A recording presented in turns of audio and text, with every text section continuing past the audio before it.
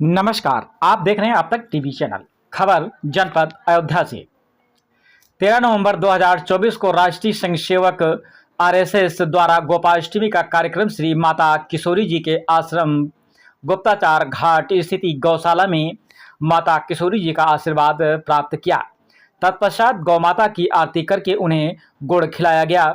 कार्यक्रम के संचालक इंजीनियर अनिल मिश्रा, जिला प्रशिक्षण प्रमुख श्री प्रवीण दुबे, जिला गौ संयोजक चंद्र प्रकाश श्रीवास्तव, कार्तिकेय आश्रम के महंत राम सुफल, विश्व हिंदू महासंघ की प्रदेश महामंत्री मातृशक्ति श्रीमती रेखा श्रीवास्तव, जिलाध्यक्ष गौरक्षा श्रीमती रीना सिंह, प्रदेश मंत्री गौरक्षा श्रीमती मीना सिंह, एसके सिंह, अमित मौर्य, धर्माचार्य जिला प्रभारी महंत अंजनी शरण दास, जिला अध्यक्ष अजय मिश्रा, महंत नारायण दास जी के साथ आश्रम के व्यवस्थापक सहित तमाम लोग वहां पर उपस्थित रहे। आइए चलते हैं हमारे संवाददाता उमेंद्र प्रताप सिंह के साथ। सुदसवीर गों शबगड़ गों स्वस्ते आत्मसनि प्रजा सनि पस्वनि लोक सनि भय सनि अग्नि प्रजां बहुलामि पयो तन्नं पयो रेतो तस्मात् सुजातः ओम आदिपादि तमः जल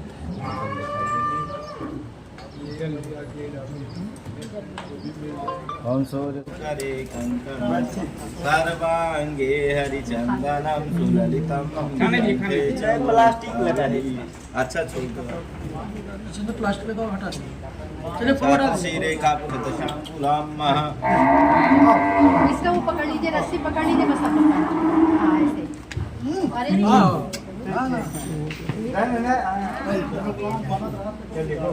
दूर से फेंक दीजिए छोटा क्योंकि टमाटर 80 रुपये किलो, कोई अब प्याज 50 या 70 रुपये किलो, ये सब चीज़ें दिक्कत होती है। और रात के समय थाली में भर कटोरे में दूध हम लोगों की थाली में होता था, इसमें कोई दो राय नहीं। जो आज की थाली में जीरो, दोपहर में की थाली में जीरो है दूध उत्पाद, गौ उत्पाद, और रात की थाली में भी लगभग कहीं पे 2-4% है, 2-4% नहीं तो ना के समान। दो अवसर हैं जब जो है वो गाय को लेकर के खास तौर से विशेष चर्चा होती है। एक तो जो है ये जो है गाय में लक्ष्मी, गाय की सेवा करने से जो है वो लक्ष्मी जी प्रसन्न होती है, क्योंकि उनकी ज्येष्ठ हमारे लिए भी लिया। दूसरी चीज जब जो है गोपाष्टमी का अवसर आता है, ये इधर अभी गोपाष्टमी बीती है, तो ये भगवान कृष्ण जिस तरीके से जो है सेवा करते थे, गोपालक थे वो, उन्होंने बचपन अपना गायों के बीच में बिताया था।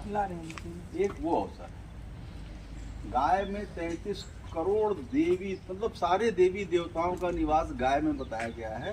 और सबसे बड़ी बात यह है कि हम आज गौ सेवा के लिए उस स्थान पे खड़े हैं जो कि गौ सेवक के रूप में महाराजा दिलीप, भगवान राम के जो पूर्वज थे महाराजा दिलीप, उन्होंने जो है अपने प्राणों का मतलब कि शर्त लगा दी थी। एक भगवान ने परीक्षा लेना चाहा कि देखते हैं कि ये कितना बड़ा गोभक्त है, गाय का रूप धर लिया और सामने सिंह आ गया। अब वो जो है उसका बछड़ा फंसा, फिर गाय ने कहा कि अच्छा मैं आ जाऊंगी, तुम बछड़े को छोड़ दो, मैं इसको जो है छोड़ करके आती हूँ। राजा दिलीप पहुंच गए। उन्होंने कहा कि आप महाराज ये सब कुछ न करिए, हम आपके लिए प्रस्तुत हैं, हमको खा लीजिए, इसको छोड़ दीजिए। तो गाय की रक्षा करने के लिए महाराजा दिलीप, जो भगवान श्री राम के वंशज थे, पूर्वज, वंशज तो बाद में उनके पूर्वज थे, तो ये गो सेवा का, गो रक्षा का उत्पत्ति स्थल कारण में भी शामिल जी। जब जो है ये पृथ्वी बहुत परेशान हो गई और यहाँ पे अत्याचार, अनाचार, रावण जैसे लोग जो है वो मार काट करने लग गए, लूटपाट करने लग गए, तो पृथ्वी में गाय का रूप धरा। तो नैमिषारण्य के अंदर जो है वो ढेर सारे साधु संत इकट्ठा हुए और वहाँ पे गौ रूप में पृथ्वी भी इकट्ठा हुई। नारायण से लोगों ने आर्त होकर के प्रार्थना की कि इस जो है अत्याचार अनाचार से तो करिए, यज्ञ हवन आदि होने नहीं पाता, देवताओं को भाग नहीं लगता, देवता भी परेशान थे। यज्ञ हवन नहीं होगा, उनको भाग नहीं मिलेगा, उनको भाग नहीं मिलेगा, उनको भोजन नहीं मिलेगा, उनका भी पोषण नहीं होगा। तो ये जो फिर जो है भगवान ने कहा कि मैं त्रेता में अवतरित होने वाला हूँ, और फिर भगवान ने अवतार लिया और सारे लोगों का नाश किया।